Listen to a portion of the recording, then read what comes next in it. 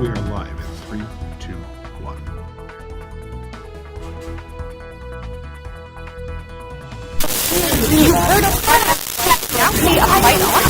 A woman captures this brawl on a Provo airplane. Some drivers weave in and out of traffic, but this driver weaves into her house and out onto her lawn. Vice President Mike Pence arrives in Utah. Welcome to NewsLine. It's Tuesday, October 6th. I'm Allie Arnold. And I'm Joseph Carson. Vice President Mike Pence arrived in Salt Lake City ahead of tomorrow's presidential debate. Pence arrived at the airport at 5:30 yesterday evening. Pence arrived later than expected because he was visiting supporters in other states. Pence is taking the lead in campaigning following President Trump's COVID results and subsequent sidelining. There's a lot of buzz this week all throughout the state in anticipation for the vice presidential debate at Kingsbury Hall on the University of Utah campus. NewsLine reporter Elena Castro has more. Crews transformed the Performing Arts Theater in preparation for its national debut. They started setting up Monday night by securing the grounds for hundreds of guests. University of Utah student and event groundskeeper Ashton Zeman tells us what the experience has been like. So far, it's just kind of getting this place ready, just like security, making sure everything's like safe for everybody. That's like our main concern. And then, yeah, just trying to make things look as nice as possible after that. The Reds' current VP, Mike Pence, will go head-to-head with Blues' Kamala Harris, who has been in the state since this last weekend. To prevent the spread of COVID-19, the two will be seated more than 12 feet apart and separated by a plexiglass shield. Both of them have tested negative for the coronavirus, and they will not have to wear a mask during the event, but they will have to get tested again before hitting the stage. Amidst the difference of opinions, Harris does wish the president and First Family well. We are thinking of the First Family with, prayers that they recover. Moderator Susan Page of USA Today will also be seated more than 12 feet apart from the candidates. This will be the first and only debate between Pence and Harris. Political leaders and state residents alike are excited to see how the event will unfold and how this will add to Utah's growing political footprint. I think it means like Utah's going to be like a little bit more like out there politically. Like we've always just been kind of like that state that like, oh yeah, like 3 points, like whatever. But I think with like the VP, like more people will pay attention to us politically. The vice presidential debate will air at 7 p.m. Mountain Standard Time, and you can watch it live on ABC, NBC, Fox, CBS, CNN, and C-SPAN. Because of this debate, security is tight, and there will be some road closures in the Salt Lake City area. 100 South between University Street and Wolcott and University Street between 100 and 300 South are closed today and tomorrow. Also, additionally, some campus parking at the U will be closed, and there will be an alternate routes for campus shuttles and public transportation. These closures make room for staging equipment and security. More details on adjustments can be found on the website at theu.utah.edu. A new poll shows that Trump is leading Utah by 10 points with less than a month left until the presidential election. A survey from Y2 Analytics reveals that the votes are split 50-40 as of October 4th. Trump dipped back in March and May, but has gained ground with voters in the Beehive State since then. About 10% of those surveyed say they favor another candidate. The poll shows there are not many voters who are undecided. Only about 1% have not made up their mind. An argument over face masks turned into a brawl on a Utah-bound flight in Arizona. Riley posted a video to her Instagram account. She boarded the Allegiant flight in Mesa, Arizona on Saturday when she noticed two passengers bickering over face masks. The argument was soon escalated to a full-blown fight with punches being thrown. The man who refused to wear a mask was kicked off the plane. The plane was able to take off and arrive in Provo. Harriman City Police are searching for a suspect who pointed a gun at a woman who was jogging. The woman was jogging around 5 o'clock on Monday morning. She was near 140th South and Rosecrest Road when the suspect stepped out and pointed a gun at her. The woman called police and reported being threatened by the man. Police were not able to capture the suspect and are still looking for him. Anyone with information is asked to call police. The COVID numbers in Utah are not declining. Here in Utah County, there are more than 21,000 positive cases. Salt Lake County has more than 34,000 cases. These two counties combined make up roughly 70% of the state's total cases. Southwest Utah has about 4,500 cases. Davis County is sitting at just over 5,700, while over 78,000 people have tested positive for the virus across the state. This report will be updated at 1 p.m. today. The Salt Lake City Police Department currently has 25 officers who are quarantining due to either having or being exposed to COVID-19. Only 15 of those officers have tested positive. Officers have to be tested again after their 2-week quarantine and receive a negative result before they can return to their work. The police department declined to make a statement on the condition of the officers and how long they have been under quarantine. Brighton and Alta high schools are temporarily using a split schedule effective tomorrow.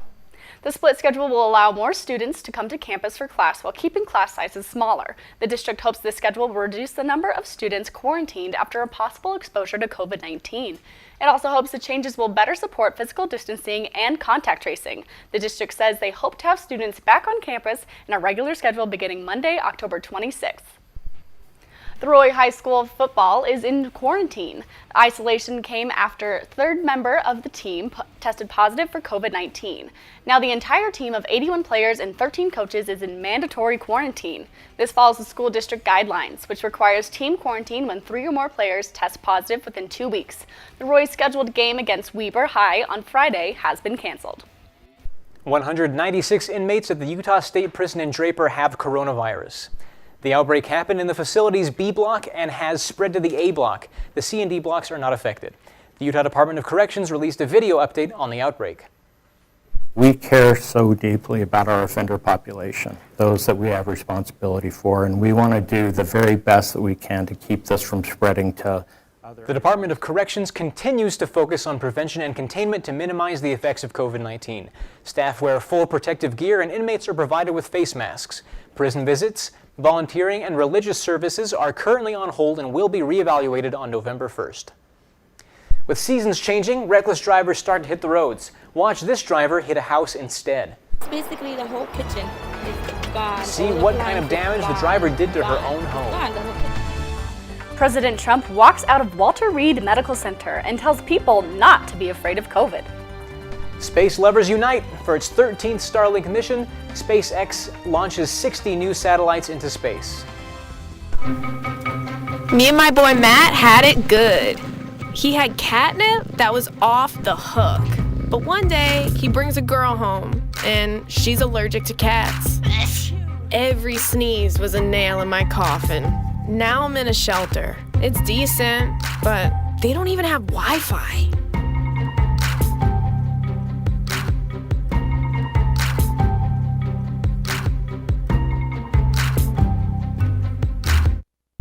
Meet the scan, a simple procedure whose mission is to detect lung cancer early.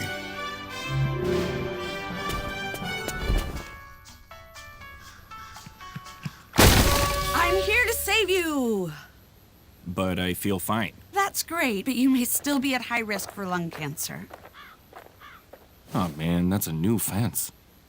If you smoke, early detection could save your life. Learn more at savedbythescan.org.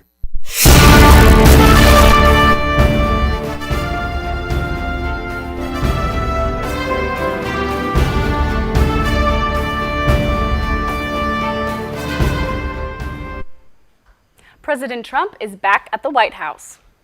The president spent 3 days receiving treatment at Walter Reed National Military Medical Center. His medical team believes it is safe for him to return home. Some medical experts say that Trump's return home is a bit too soon. The president says Americans should not be afraid of the virus. SpaceX launches more satellites to space. SpaceX delivers its 13th batch of Starlink satellites to space. This last batch launched 60 Starlink satellites to orbit. The launch marks SpaceX's 17th mission in the year 2020. A woman in New York is charged with drunk driving after crashing her car into a house. It's basically the whole kitchen is gone. All appliances gone. It's gone, the whole kitchen. Police say the woman driving the car was drunk while driving with her children inside the vehicle when she crashed into the house. Police charged her with DWI and endangering the welfare of a child. Her 4-, 5-, and 8-year-old daughters were taken to the hospital, but they are not hurt. An exceptionally rare 102-carat diamond made auction history on Monday. The flawless diamond sold for $15.7 million. The diamond was cut from a rough diamond discovered in Ontario, Canada in 2018. It has top rankings in each of the 4 C's: cut, color, clarity, and carat weight. The diamond has the highest grading for a white diamond, classifying as D color. Halloween is near and safety measures are on the rise. Find out how the CDC plans to keep everyone safe this Halloween. They have quite a bit of stuff that they're growing.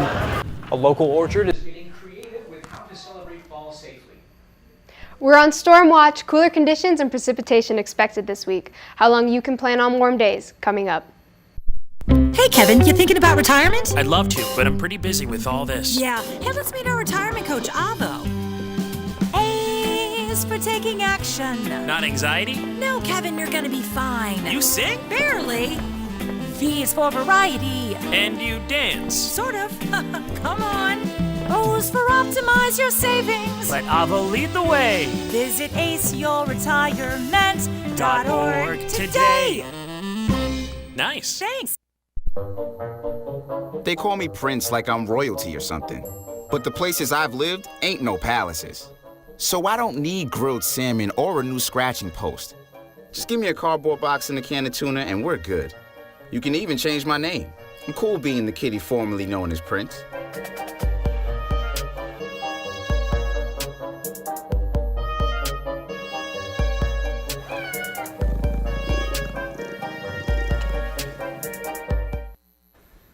Cyberbullying is flooding social media platforms. One platform is taking steps to help prevent bullying. Rachel Smith is in studio to tell us more.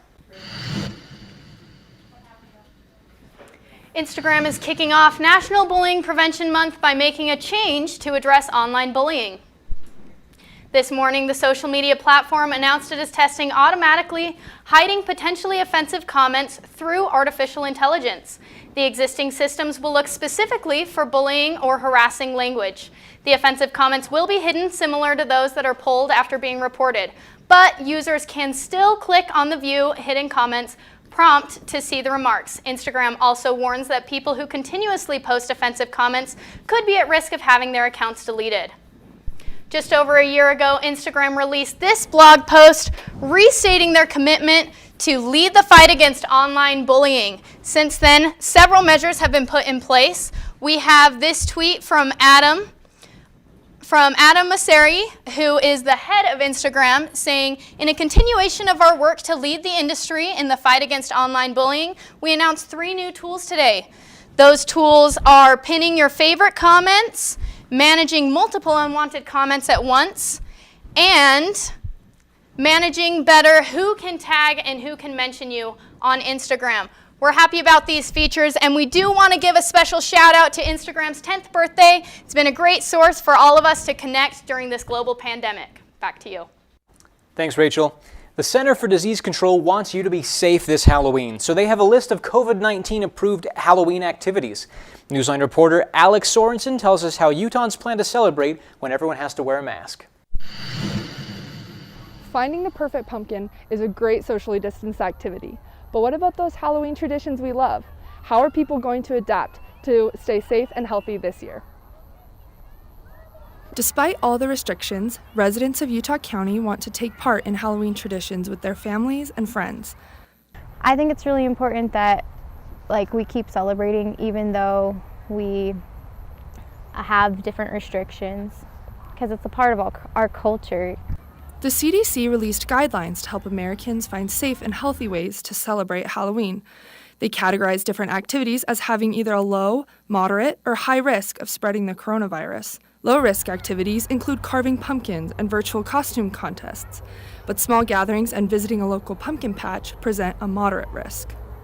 Hoping I can hang out with some friends and get together following the guidelines and just having a party. If we can't do that, then just do a Zoom call or something and watch a Halloween movie. The high-risk activities include crowded Halloween parties and traditional trick-or-treating.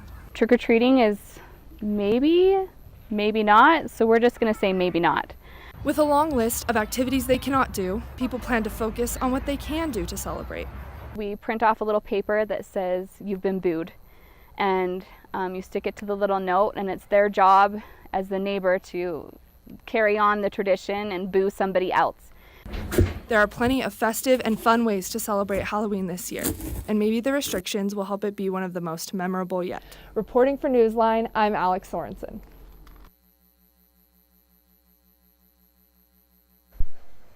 Despite restrictions, locals are still finding ways to celebrate the fall season at Riley's Orchard in American Fork. Reporter Ryan Trapp took a trip to Riley's Orchard to check in on the festivities. Spooky season is upon us, and what better way to celebrate than with picking out your very own pumpkin? It's a pumpkin patch event. I've come here every year, and this is the biggest I've ever seen it. Riley U-Pick Apple Farm in American Fork is inviting people to their pumpkin fruit and vegetable patches. It opened the second week of September and goes through October 12th. The patch is a fun activity for individuals and families. Participants are welcome to the site of stands filled with a wide variety of pumpkins, squashes, apples, and other fruits or vegetables. They also have a large selection of jams and honey products that the farm makes from scratch. But if you can't find what you want, you can take a box and get a free tractor ride out into the orchard. From there, you can travel down the lanes and have fun picking out the best fruits or vegetables. You can even hunt for that elusive perfect pumpkin. If you find yourself feeling a little hungry, the event is also supported by a plethora of food truck companies, typically 4 per day, who rotate throughout the week. Randy Newman, a farmer associate, attributes its success despite the COVID restrictions to local support. Well, it's local, and Mitchell's has been around here for quite some time. Entrance to the orchard is free for everyone. The event is open this Friday, Saturday, and Monday between 4 in the afternoon till about 8 at night. Reporting for NewsLine in American Fork, I'm Ryan Trapp.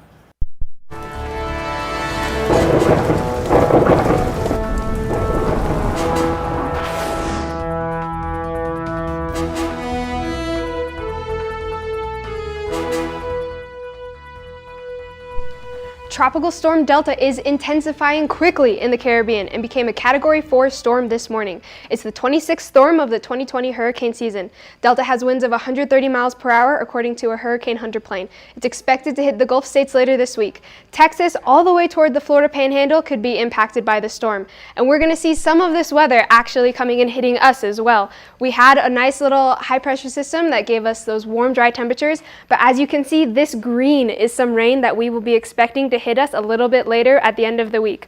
Luckily, it doesn't affect our temperatures today too much. As you can see in today's high temperatures, we have Logan at 78 with a low of 42, Salt Lake City and Provo, highs in the low 80s and their lows in the 51-47 range. Wendover, your high of 78, low of 46. Vernal and Price, both with their lows in the mid to low 40s and their highs are 76 and 80. Moab has a high of 87 and a low of 49, with Richfield's a high of 84, low of 45. Blanding has that high of 79, low of 49, and your St. George staying nice and warm with that high of 94, low of 60. And that 5-day forecast for southern Utah is going to be staying pretty warm. You have your beginning of the week at 92, 90, and 86, with your lows in the 60s and dropping into that 59 range. And again, your weekend is where we're going to start seeing those cooler temperatures. Saturday and Sunday dropping to 80 and 75, which again, for southern Utah, pretty good, but your lows hitting 56 and 49. And northern Utah, we're seeing a similar pattern of those dropping temperatures later in the week. Wednesday, Thursday, Friday, we're looking nice and warm with 85, 83, and 80, and your lows in the low 50s. And Saturday, Sunday, again, is where we're going to see that drop. Maybe a little bit of precipitation, but nothing that could impact your date night too much. Your highs in the 75 and 55 range, and your lows really dropping into that 43 and 38 degree temperature range. So make sure that you grab those jackets. You're finding the ways that you can stay warm and enjoy these last couple days of nice weather. But I don't know about you guys. I'm kind of looking forward to those cooler temperatures. Back to you. How off-campus students are dealing with roommates getting COVID, coming up. And a new online game helps keep residents of Santa Rosa, Ecuador occupied during downtime. Playing tennis to a little basketball down. It's like a little obviously homework and work. But other than that,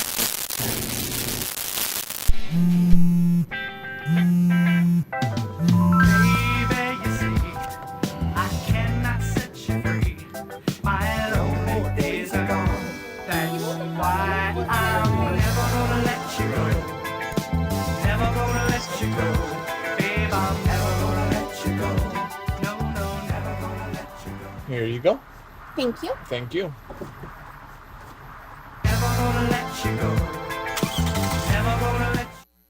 Jeff Foxworthy here. You know, if you've ever found yourself repeating the same thing for 75 years, you might be Smokey Bear. Only you can prevent wildfires. Wow. Thing is, there's a lot more to say. Like if you've ever found yourself burning yard debris and then walking away, well, you might be starting a wildfire. So for the love of the outdoors, go to SmokeyBear.com to learn more about wildfire prevention. Students who live on campus and test positive for COVID-19 are placed in isolation housing. But for off-campus housing, it's a different story. NewsLine reporter Emma Benson joins us now to tell us what some students are doing when their roommates contract the virus. Emma? That's right. I'm here at Liberty Square, one of Provo's most popular complexes. One of the residents.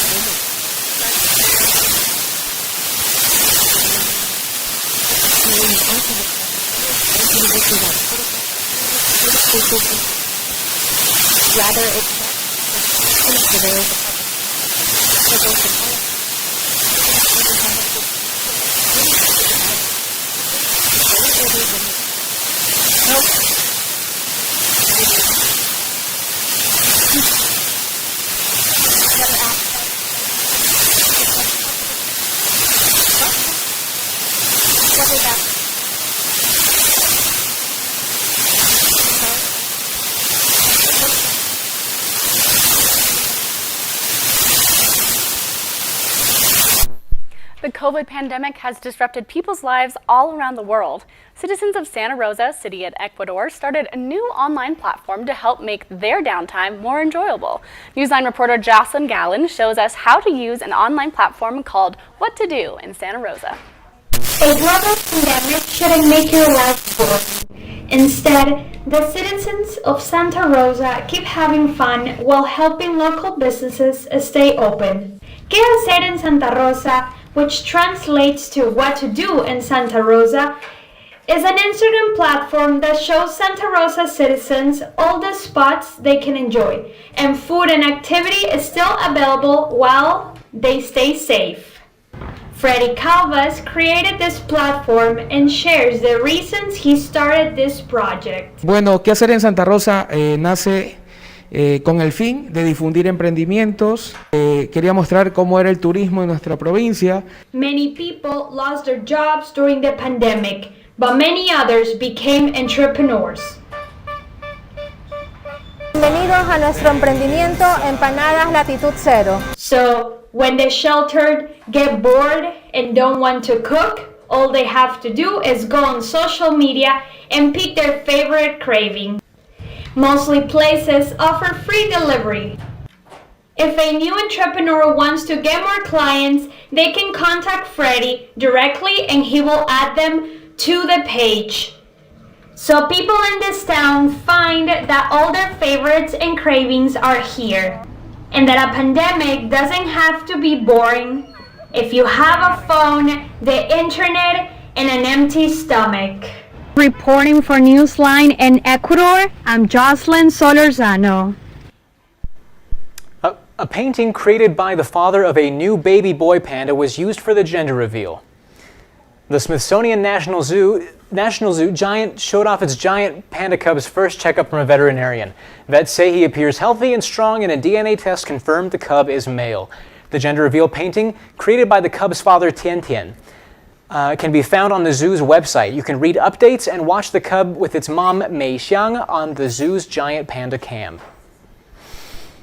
Well, that is just absolutely adorable. Totally I will cute. definitely be tuning in myself to watch those pandas Do you know hang out. how to get a panda?